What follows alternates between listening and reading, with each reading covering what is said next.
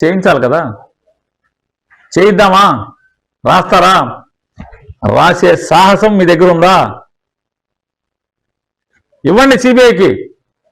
తిరుపతి వెంకటేశ్వర స్వామికి నెయ్యి సప్లైదారులందరికీ ఆ జరుగుతున్న టెండర్లలో కానీ, లేదా నెయ్యి సప్లైదారులందరికీ ఈ చంద్రబాబు నాయుడు గారి వ్యాపారానికి, వాళ్ళ కుటుంబ వ్యాపారం ఏదో చెప్పాడు, పొట్టపూటి కోసం ఏదో చెప్తున్నాడు ఆయన. ఆ కంపెనీ అంట వాళ్ళ కుటుంబ సభ్యులు, కుటుంబ వ్యాపారం భోజనానికంట. అంత పెద్ద భోజనం చేస్తారా మీరు? ధైర్యం ఉంటే మీరు వెంకటేశ్వర స్వామి సప్లైదారులందరికీ, వాళ్ళు సప్లై చేసే వాళ్ళందరూ ఆ టెండర్ల విధానం మీద, టెండర్లు జరిగే తీరు మీద చేయండి. 2014 నుంచి 19 దాకా చేయండి. అలాగే 24 నుంచి ఇప్పుడు దాకా ఒకటి చేయండి. ఇవాళ మార్కెట్లో కేఎంఎఫ్ కానీ ఇంకా మిగతా రేట్లు కానీ మీరు 658 రూపాయలకి దేవుడి నెయ్యి కొంటున్నారు. మార్కెట్లో 650 కన్నా తక్కువకే వాళ్ళు ప్యాకింగ్ చేసి అమ్ముతున్నారు. అదే కంపెనీ ట్యాంక్లో బల్క్గా లక్షల కేజీల నెయ్యేమో ప్యాకింగ్ అక్కర్లా ట్యాంకర్లో పోసేస్తారు. మరి దానికి ఇంకా ఎక్కువ డబ్బులు ఇచ్చుకుంటున్నారు. ఇవన్నీ ఎవరు వీళ్ళందరూ? చెక్ చేద్దాం ఖచ్చితంగా. ఈ ప్రీమియర్ వాళ్ళకి చంద్రబాబు నాయుడు గారి కంపెనీకి ఏంటి సంబంధాలు ఏంటి? ప్రతి వాళ్ళకి. వైష్ణవిలో పాత డైరెక్టర్లు ఎవరు, కొత్త డైరెక్టర్లు ఎవరు? బోలేబాబా. ఏ బోలేబాబా? చంద్రబాబు నాయుడు చుట్టరకం బోలేబాబానా? లేదు మా చుట్టరకం కాదన్న బోలేబాబాకి చంద్రబాబు నాయుడు గారి కంపెనీకి ఏంటి లింకులు, ఏంటి అక్రమ సంబంధాలు? ఖచ్చితంగా వీటి మీద విచారణ జరగాల్సిన అవసరం ఉంది. మేము డిమాండ్ చేస్తున్నాం, మిమ్మల్ని ప్రశ్నిస్తున్నాం. సిబిఐతో ఎంక్వైరీ చేయించే సాహసం మీకు ఉందా అని అడుగుతున్నాను. చేయించండి. అంటే సుప్రీంకోర్టు ఏర్పాటు చేసినటువంటి సిబిఐ డైరెక్టర్ గారు ఉన్నటువంటి, హెడ్గా ఉన్నటువంటి సిట్లో ఉన్నటువంటి బోలేబాబా హెరిటేజ్కి సంబంధాలు లేవు, హెరిటేజ్తో చుట్టరకం ఉన్న బోలేబాబా వేరే బోలేబాబా అంటున్నారు. ఏమని? రాజస్థాన్లో ఉన్న బోలేబాబాతో మాకు చుట్టరకం ఉంది, కానీ ఉత్తరాఖండ్లో ఉన్నటువంటి బోలేబాబా, సిబిఐ ఛార్జ్ షీట్లో ఉన్నటువంటి బోలేబాబా, వెంకటేశ్వర స్వామి లడ్డూకి నెయ్యి సప్లై చేసిన బోలేబాబా మాకు సంబంధం లేదు, దాని గురించి ఎవరు మాట్లాడద్దని చెప్పారా? అందుకోసమే అండి నేను చెప్పేది. హెరిటేజ్ యాజమాన్యాన్ని కూడా రిక్వెస్ట్ చేసేది ఈ కోర్టు ఆర్డర్లు గీట్ ఆర్డర్లు కాదు. అలాగే తెలుగుదేశం పార్టీకి పార్టీ అధ్యక్షుడికి, అంతర్జాతీయ అధ్యక్షుడైన నారా చంద్రబాబు నాయుడు గారికి నేను మిమ్మల్ని ఒకటే అడుగుతున్నాను.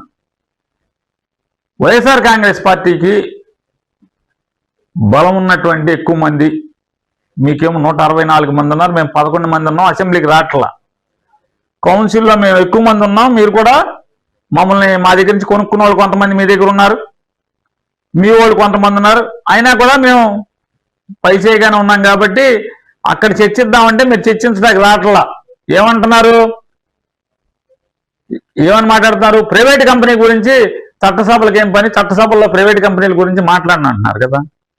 మరి నేను అడుగుతున్నా, ఆంధ్రప్రదేశ్ రాష్ట్ర ముఖ్యమంత్రికి, ప్రభుత్వానికి సలహాదారుడిగా ఉన్నటువంటి కుటుంబరావు గారు హెరిటేజ్ కంపెనీ వివరాలన్నీ కూడా ఎందుకు ప్రెస్ మీట్ పెట్టి చెప్పారు? ఆంధ్రప్రదేశ్ రాష్ట్ర ప్రభుత్వానికి సలహాదారుడిగా ఉన్నటువంటి కుటుంబరావు గారు ఒక ప్రైవేట్ కంపెనీ అయినటువంటి హెరిటేజ్ కంపెనీ గురించి ఎందుకు వివరణ ఇచ్చారు? వివరణ ఇవ్వాల్సిన అవసరం లేదు కదా. రెండోది, ఎప్పుడైతే హెరిటేజ్ కంపెనీ ఈ చట్టంలోకి వచ్చిందని చెప్పి బయటికి రాగానే మొత్తం హెరిటేజ్ కంపెనీకి ఈ నెయ్యిలో ఉన్నటువంటి ముద్దాయిలు అందరితో ఏదో ఒక రకంగా లింకులు కనపడుతున్నాయని అందరూ ఏదో మాట్లాడుతున్నారని చెప్పని ఇప్పుడు మీరు అసెంబ్లీలో కూర్చుని మీరు పవన్ కళ్యాణ్ గారు శ్రీరంగ నీతులు చెప్పే కంటే హెరిటేజ్ గురించి మాట్లాడద్దు, ప్రసాదం గురించి మాట్లాడద్దు. అసలు ఈ ప్రసాదం గురించి మాట్లాడింది ఎవరు? ఈ ప్రసాదాన్ని అపవిత్రం చేసింది ఎవడు? బజార్కి ఇచ్చింది ఎవరు? వెంకటేశ్వర స్వామి యొక్క పవిత్రమైన ప్రసాదాన్ని రచ్చ చేసింది ఎవడు? మీరే కదా. ఎప్పుడైతే ఈ ప్రసాదం జగన్మోహన్ రెడ్డి గారిని రాజకీయంగా పాచేద్దామని చెప్పి ఈ ప్రసాదాన్ని మీరు వాడుకుందామని ట్రై చేస్తే, చంద్రబాబు నాయుడు గారు మీరు ఒకటే గుర్తుపెట్టుకోండి,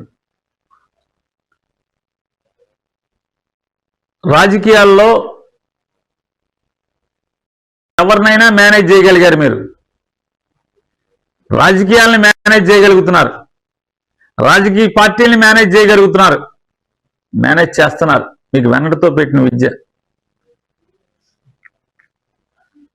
అప్పుడు మొన్న ఎలక్షన్లో పనిచేసినటువంటి ఎన్నికల అధికారిని మేనేజ్ చేయగలిగారు. చాలా మంది చెప్తున్నారు ఈ ఎన్నికల్లో ఓట్లేసే మెషిన్లు మేనేజ్ చేశారని చెప్పని. వీటన్నిటిని మేనేజ్ చేయగలరేమో కానీ దేవుణ్ణి మేనేజ్ చేయలేరు. వెంకటేశ్వర స్వామిని మేనేజ్ చేయడం మీ వల్ల కాదు చంద్రబాబు నాయుడు గారు. వెంకటేశ్వర స్వామి కొండని, వెంకటేశ్వర స్వామి గుడిని, వెంకటేశ్వర స్వామి ప్రసాదాన్ని మీరు రాజకీయానికి వాడుకుందాం అనుకుంటే మీ పాపం బద్దలైంది. వెంకటేశ్వర స్వామి మహత్యం వల్లే మీ పాపం బద్దలైంది. ఎందుకని, ఎలా బద్దలైంది? అసలు మొత్తం తిరుపతి కొండ మీద మీరేదైతే చెప్పారో మీ నోటితో 200కి 300కి ఎవడన్నా ఆవుని దొరుకుద్దా అని అన్నారో, తీగలాగితే ఏదో ఆయన ఎక్కడికి ఏదో సామెత ఉంది, నాటు సామెత. చంద్రబాబు నాయుడు గారిలో అంటోడు ఎదటోడు గొట్లిప్పుదామని చెప్పిన ఎట్లో ఎదటోడిని అపహాస్యం చేద్దామని, ఎదటోడిని దోషం చేద్దామని సోదికెళ్ళాడంట. సోదికెళ్తే మొత్తం చంద్రబాబు గారు లాంటి సోది అడిగినోడు అంటే మొత్తం ప్రముఖంతా బయటపడిందంట. ఆ రకంగా మీరు చేసిన పాపానికి వాళ్ళ ఎవరెవరైతే హెరిటేజ్ కంపెనీ అంటే మన దీంట్లో టీటీడీకి నెయ్యి సప్లై చేసినటువంటి నెయ్యి కంపెనీలు ఉన్నాయో, మీరు 200కి సప్లై చేస్తే అది పాపమైన నెయ్యి అన్నారు. వాళ్ళందరికీ మీకు నెయ్యి లింకులు ఉన్నాయి. వాళ్ళందరికీ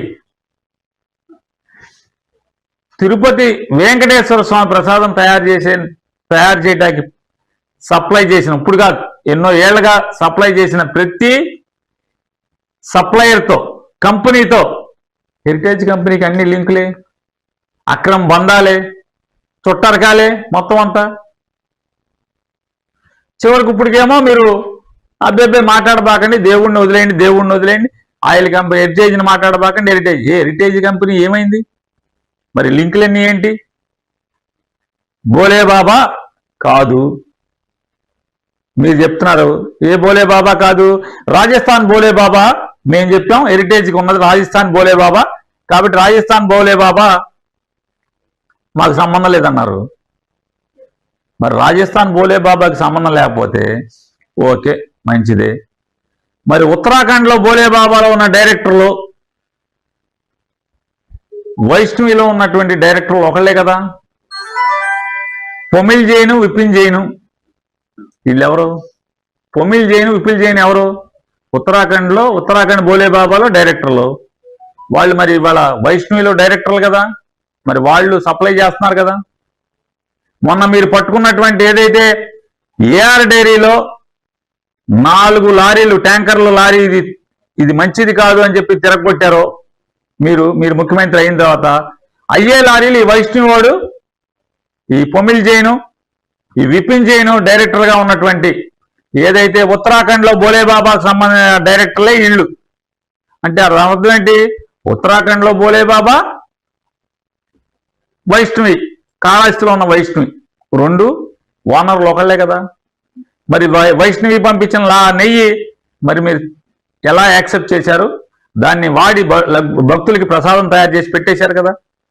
మరి దాంట్లో పంది మాంసం ఉందని మీ అబ్బాయి చెప్పాడు. మీరు గొడ్డు కొవ్వు ఉందని మీరు చెప్పారు. గొడ్డు కొవ్వు, పంది కొవ్వు, చేప కొవ్వు ఉందని మీ ఉప ముఖ్యమంత్రి గారు చెప్పాడు.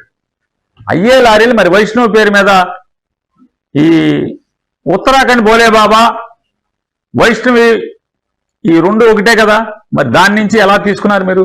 తీసుకోకూడదు కదా, ఆపాలి కదా. మరి అపవిత్రం ఎవరు చేశారు? జగన్మోహన్ రెడ్డి గారు ఉండగా 18 సార్లు నెయ్యి వెనక్కి తిప్పారు. చంద్రబాబు నాయుడు గారు ఉండగా 2014-19లో 15 సార్లు నెయ్యి వెనక్కి తిప్పి పంపారు. కానీ ఇవాళ మీరు 2024 ముఖ్యమంత్రి అయిన తర్వాత వెనక్కి పంపిన నెయ్యిని మళ్ళీ వేరే కంపెనీ పేరు మీద మీరు వాడుకున్నారు కదా.